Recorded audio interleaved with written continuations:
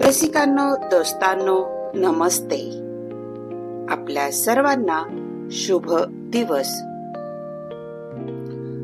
आनंदाचे क्षण विकत घेण्याची गरज नसते, ते फुकट सुद्धा मिळू शकतात. फक्त हा आनंद शोधण्याची नीती आणि वृत्ती आणि कृती साफ असली पाहिजे. आयुष्यात ठेव कुणासाठी? बघा मित्रमैत्रिणींनो, या जगात आपले स्वतःचे असे काहीही नाही. जे काही आपल्या जवळ आहे ती आपली तात्पुरता ठेव आहे. बघा, पुत्र ही सुनेची ठेव आहे, कन्या ही जावयाची ठेव आहे, जीवन हे मृत्यूची ठेव आहे आणि शरीर हे स्मशानाची ठेव आहे. एक दिवस प्रत्येकाला दिसेल की तुमचा मुलगा सुनेचा होईल, मुलीला जावई घेऊन जाईल, जीवन मृत्यूला शरण जाईल आणि शरीर स्मशानातल्या राखेत मिसळेल. जीवनाचा सर्वात मोठा गुरु काळ असतो, कारण काळ जे शिकवतो ते कोणीच शिकवत नाही.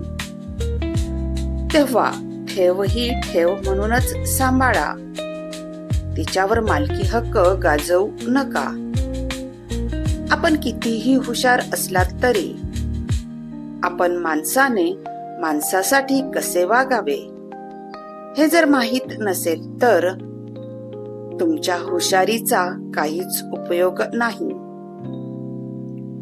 समाधान म्हणजे एक प्रकारचे वैभव असून ती अंतःकरणाची संपत्ती आहे. ज्याला ही संपत्ती सापडते तो खरा सुखी होतो. दुसऱ्याचं हिसकावून खाणाऱ्याचं पोट कधी भरत नाही आणि वाटून खाणारा कधी उपाशी राहत मरत नाही. मित्रमैत्रिणींनो, यावर नक्की विचार करा. चला, आजही आपल्यासाठी सुंदर विचारांची ही शिदोरी, ही मालिका अशीच पुढे घेऊन आले आहे. चला करूया सुंदर विचारांना जगण्यासाठी सुंदर विचार. आपली चांगली वेळ जगाला सांगते की आपण काय आहोत, परंतु आपली वाईट वेळ आपल्याला सांगते की जग, ही दुनिया काय आहे. हिरा आणि काचेत फरक ओळखायचा असेल तर उन्हात ठेवा. जी गरम होते ती काच आणि जो थंड राहतो तो हिरा.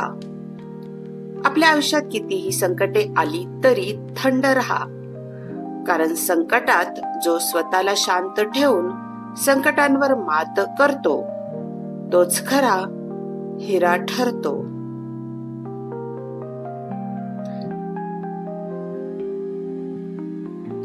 आयुष्याचं शेवटचं पान कधी उलटलं जाईल सांगता येत नाही. म्हणून प्रत्येक क्षण हसत खेळत आनंदाने जगा.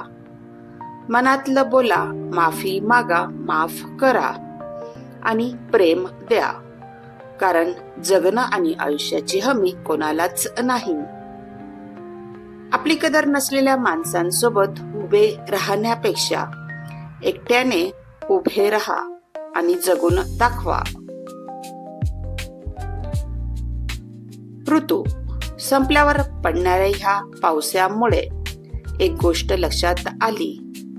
गरज संपली की त्या गोष्टीचं ओझं वाटू लागतं.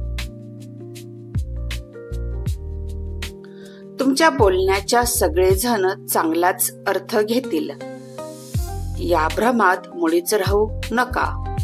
तुम्ही किती चांगलं बोला, तुमच्या शब्दाचा अर्थ प्रत्येक जण त्याच्या स्वभावानुसार, विचारानुसार घेत असतो.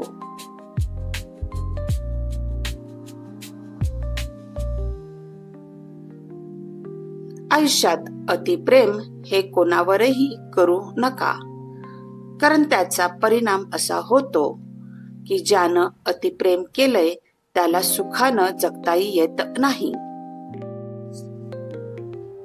व्हिडिओ आवडला असेल तर लाईक, शेअर आणि सबस्क्राईब नक्की करा. धन्यवाद.